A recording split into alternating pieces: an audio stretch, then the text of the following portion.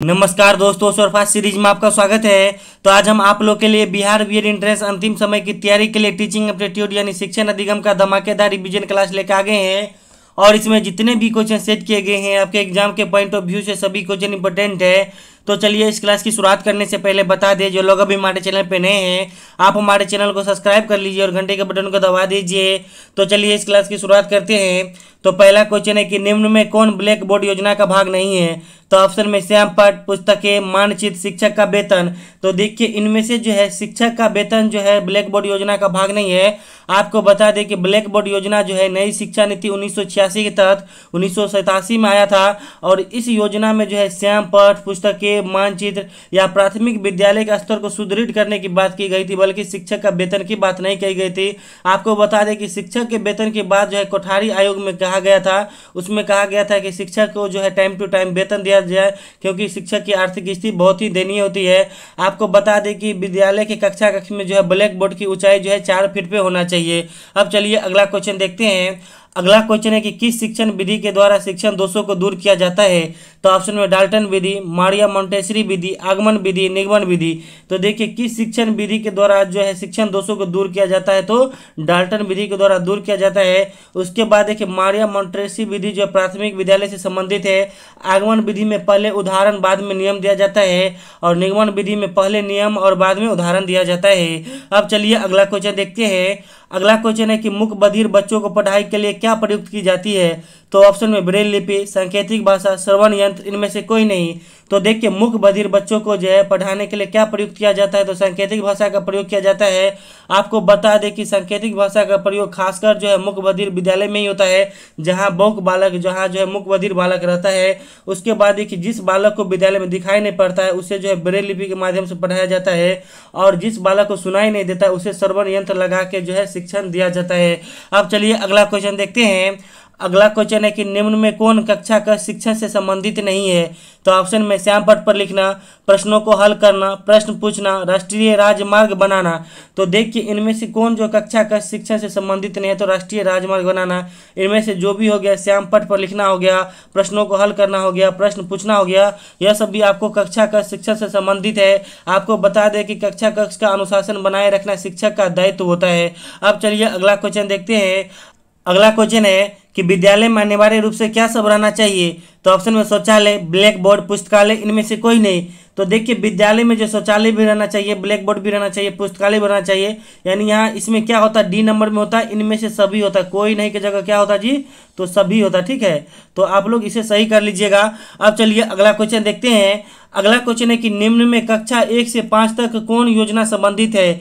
तो ऑप्शन में राष्ट्रीय साक्षरता मिशन, मध्याह्न भोजन योजना, महिला समाख्या कार्यक्रम, पढ़े भारत बढ़े भारत। तो देखिए निम्न में से कक्षा 1 से लेकर 5 तक कौन योजना संबंधित है, तो पढ़े भारत बढ़े भारत योजना संबंधित है। और यह योजना जो है 2014 में आया था। इसमें कहा गया था कि प्राथमिक विद्यालय के स्तर को सुदृढ़ किया जाए तथा कक्षा 1 और कक्षा 2 में जो है गणित की शिक्षा भी दिया जाए बच्चों को। ठीक है, उसके बाद देखिए राष्ट्रीय साक्षरता मिशन की शुरुआत जो है 1988 में हुई थी। मध्याह्न भोजन योजना की शुरुआत जो है 1995 में हुई थी। मगर आपको बता दें यहाँ कि अब आप एक ऐड कर लीजिएगा कि मध्याह्न भोजन योजना का नाम चेंज हो गया है, प्रधानमंत्री पोषण योजना कर दिया गया। ठीक ना। उसके बाद देखिए महिला समाख्या कार्यक्रम की शुरुआत जो है 1989 में की गई थी। अब चलिए अगला क्वेश्चन देखते हैं। अगला क्वेश्चन है कि पढ़ाते समय शिक्षक द्वारा दिए गए उदाहरण। तो ऑप्शन में व्यवहारिक हो, छात्रों के जीवन से संबंधित हो, पाठ्य पुस्तक से संबंधित हो, कल्पना पर आधारित हो।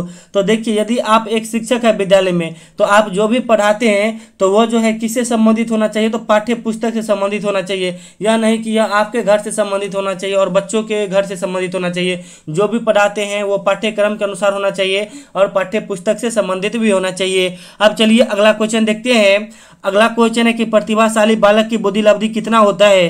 तो ऑप्शन में 25 से कम, 25 से 49, 140 से अधिक, इनमें से कोई नहीं। तो देखिए प्रतिभाशाली बालक की बुद्धि लब्धि कितना होता है, तो 140 से अधिक होता है। और यह क्वेश्चन शायद हम बताए भी थे पिछले सेट में, यानी आज से 10-15 दिन पहले। ठीक है, उसके बाद सभी ऑप्शन को देख लेते हैं। तो देखिए जो महामूर्ख बालक होता है उसकी बुद्धि लब्धि 25 से कम होता है, और मूर्ख बालक की बुद्धि लब्धि जो है 25 से लेकर 49 तक होता है। अब चलिए अगला क्वेश्चन देखते हैं। अब अगला क्वेश्चन है कि कक्षा कक्ष को साफ सुथरा रखना किसका कार्य है? तो ऑप्शन में प्रधानाध्यापक, अध्यापक, छात्र, सफाई कर्मचारी।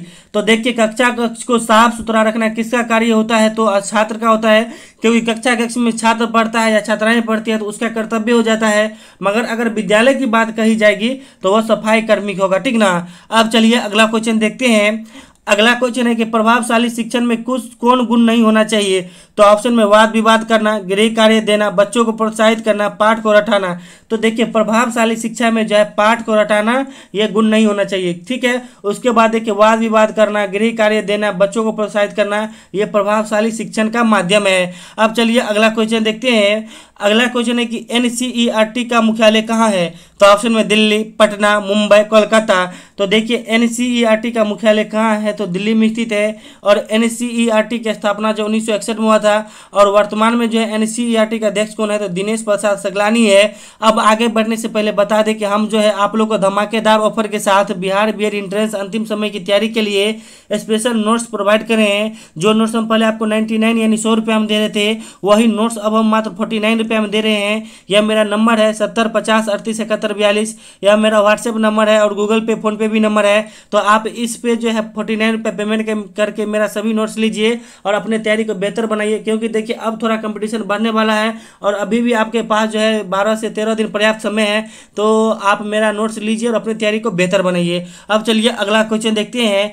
अगला क्वेश्चन है कि बाल व्यवहार में परिवर्तन का कारण है। तो ऑप्शन है परिपक्वता, अधिगम, परिपक्वता और अधिगम दोनों, इनमें से कोई नहीं। तो देखिए बाल व्यवहार में जो परिवर्तन आता है उसमें जो है परिपक्वता और अधिगम दोनों मायने रखता है।